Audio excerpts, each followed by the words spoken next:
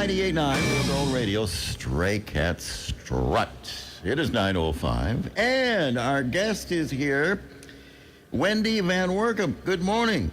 Morning. How are there you? You go. Your microphone's on now. I'm sorry. I'm a little slow at hitting the switch. But it's nice to have you here. We were expecting John McCary, but he's busy with other things, right? Yes, he is. So I am here to tell you guys all about Michigan's Heritage Park and what the Lakeshore Museum Center has going on this spring. Yeah, so instead of John, they sent out the most important person of them all. That's you. right. Well, okay. So it's Michigan's Heritage Park at Hilt's Landing. Where in the world is that? I know it's up by Whitehall. Sure, it is. It is located at 860 or 88.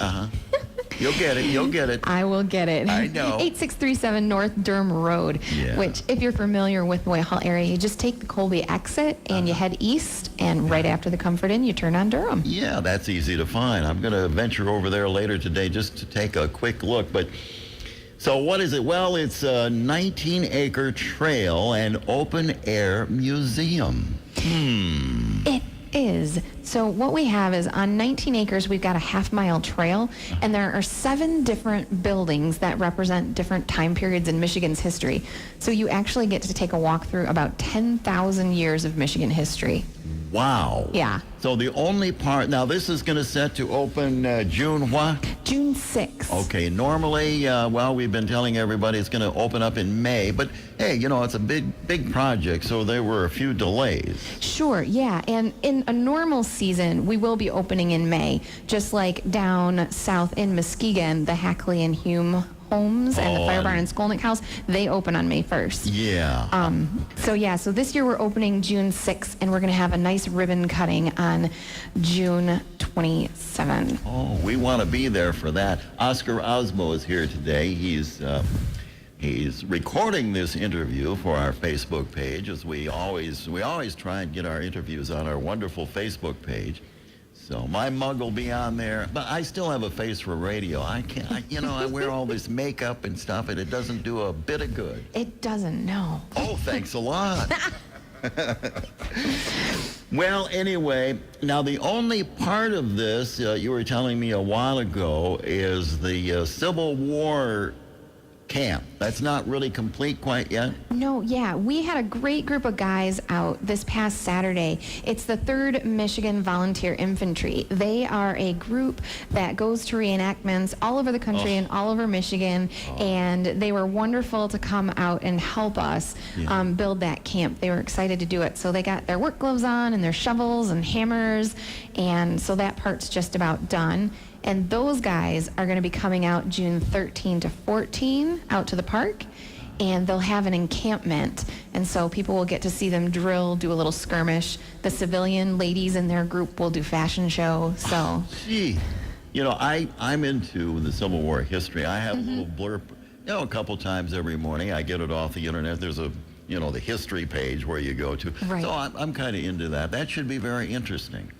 Yeah, it is. That group does a great job. Okay. Now, the Hilt family. Oh, man. The family sold the property to the county back in 1979, then helped Whitehall Township buy it back in 2007. And this is like, what, $200,000 to $300,000, of which came from the Hilt Foundation. Yes, the Hilt family has been wonderful to the park. I bet. They definitely helped that vision become a reality. And we're leasing our 19 acres from Whitehall Township. So our little part of the park is actually part of a much larger park, which is 230 acres or so. Well, that's nice to have this sort of thing. Yeah. Preserve the acreage for, everybody for the next many, many years. Yeah, it's wonderful. And not only the Hilt family, but we've had so many other donors step up and help us. People have bought benches to be along the trail. They've funded different pieces of the project. So we've been very, very lucky to have all that local support. Who's been doing this work? We have had a construction company out to build some of the buildings. Sure. And then we've also had our different staff members and different contractors come out to build things. One of the first stops on the trail is a giant skeleton of a mastodon that's life-sized. Wow. Yep, and so we had an artist cast that in concrete. And we also had Jessica Dietmeyer Eaton come out. She is a Native American interpreter from Indiana. And she helped us to build the wigwam village with her husband and showed us and taught us how to do that and how to take care of it. So we've met a lot of really interesting people with some unique skills along the way through this journey to get the park finished. So you have the wigwam village. What else will be there? This is very interesting to me. Yeah, so the trail is set up almost like a timeline. So you're going to go through and start with that mastodon skeleton, and then you'll proceed through that wigwam village over to a fur trade post, where we'll talk about the fur trade in Michigan and in Muskegon and the Whitehall area. And then you continue on from there to an 1830s settler's cabin. And just this week, we started the first fire in the fireplace there. Is that right? Yeah. Wow. Yeah. So there'll be cooking demos, laundry demonstrations. People can learn what it was like to live back then. And this is all handicapped accessible, of course. It is, yeah. All the buildings have ramps, and the trail is a really nice crushed asphalt trail.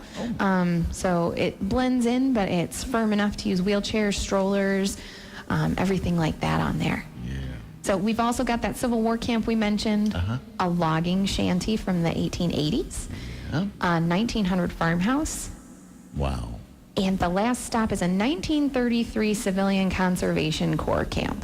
Yo. And so if anybody's ever been out to Muskegon State Park and seen the blockhouse out there. Oh, yeah. The original blockhouse was built by that Civilian Conservation Corps. So. Is that right? Mm-hmm. Yeah, then somebody burned it down, I think, back in the 60s. I know that guy, but, you know him too, right? I've heard about those boys who got into trouble. He was just a young kid at the time. They went up and started a fire, and they had to rebuild it. And they did. These young people, they got caught. And they had to help rebuild it. That was back in the early 60s or something. Yeah, they did. So, but anyway, continue. June 6th this will be open. Is there any charge for admission? There is, yes. For adults and teens, there's going to be a $10 admission, and then kids 2 to 12 are $5, and infants until 2 are free. And seniors can get in for $8. Wow. Okay. Well, I think it's going to be well worth it. It sure sounds like a fun time. Is there going to be any refreshments available in this park? We don't have food at the park for sale, but we do have 2 great picnic areas that people can feel free to bring their own food in and make use of those picnic areas. One of them is a covered pavilion, and one of them is just open to the sunshine. Oh, that'll be nice. Very, very good. So we are talking. We'll take a little break, okay? Can we do this? Sure. Okay, we'll collect our thoughts. We'll be back shortly to kind of wrap this up. But boy, there's a lot to talk about here. We've been talking with Wendy Vanwoerkom, the program manager for this affair, and we'll be back shortly. Stay with us. Don't go away either. I'm Beth Beeman from the Howmet Playhouse. Through Saturday, they support Real Gold Radio.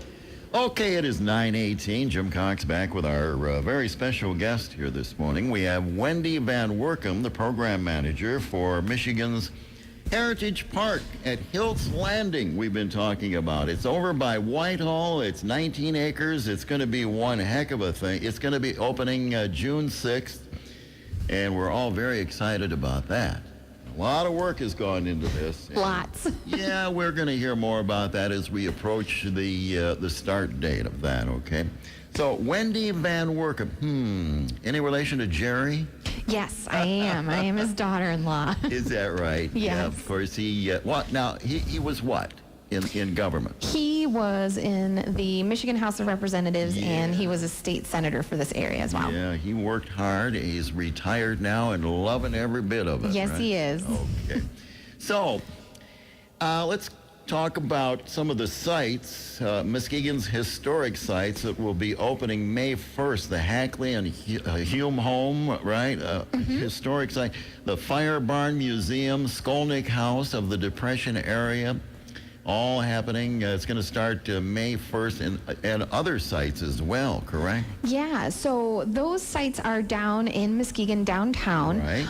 The Hackley and Hume homes are at 484 West Webster Avenue and 6th Street. Okay. And the Skolnick Barn and the Fire Barn are just a half block behind them on Clay. Okay. And they are going to be open Thursday through Monday from 10 to 4. Yep. And on Sundays. On Sundays, yep, from 1 to 4. Okay, all right. Yeah, these are wonderful sites. You know, they have the original, like the Hackley house. It has all the original wood carvings in there. It's amazing. If you've never been in there, it is worth a trip downtown. The carvings are absolutely beautiful. And the Hume home, if you've been in the Hume house before, they just redid the dining room and put up all new wallpaper in there. So there have been some changes in there. So it's worth another visit, even if you've been there before. So they have the lavish wood carvings, they have stained glass windows, and furnishings from that period. They do. They have a mix of furnishing from that period, and they actually have quite a few pieces of furniture from the families themselves. So it's really something amazing to see those nice, beautiful pieces, not just sitting in a museum case, but in the actual place where they used to be when the Humes and the Hackleys lived there. Do you have a website with all these photos? Any videos on the websites of all these things? We do. If you go to lakeshoremuseumcenter.org, Okay. you will pull up wonderful photos of everything that we've got. You'll get the admission information as well as extra programs that we have going on. We always have different things going on. And in May, after the historic sites open, if you're a mom and you go down there on Mother's Day, you will get in for free at the Hackley and Hume House. Okay, how about May 25th? What's happening then? May 25th is an extra special day for us. It's Hackley Day. Oh. And so, of course, to Muskegon County residents, you can also get into the Hackley and Hume houses for free that day as well. Yeah, of course, Charles Hackley, he was a lumber baron back in what year? He was a lumber baron in the 1800s, the mid 1800s. Yeah. And he made a lot of money. He did, and what made him a little different is not only did he make a lot of money, he gave a lot of money to Muskegon. He was very generous, and still it continues. We have the Hackley Public Library. Yes, the Hackley Public Library, the Hackley Hospital, Hackley Park downtown, if you've ever been down there. And not everybody realizes, but he also gave money to the Art Museum. So. Oh, yeah. Interesting. Yes. This, the White Lake area, White Lake, Montague, Muskegon, all around this area is very rich in wonderful history. And it's great. And, we have you people exposing all this now.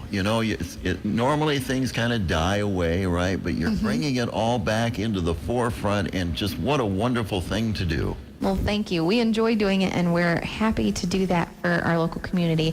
And we're very excited for them to come out for our season, both down at the Historic Sites of Muskegon and at the new site out here in Whitehall. Okay. I think we've covered it. Anything at all you want to add?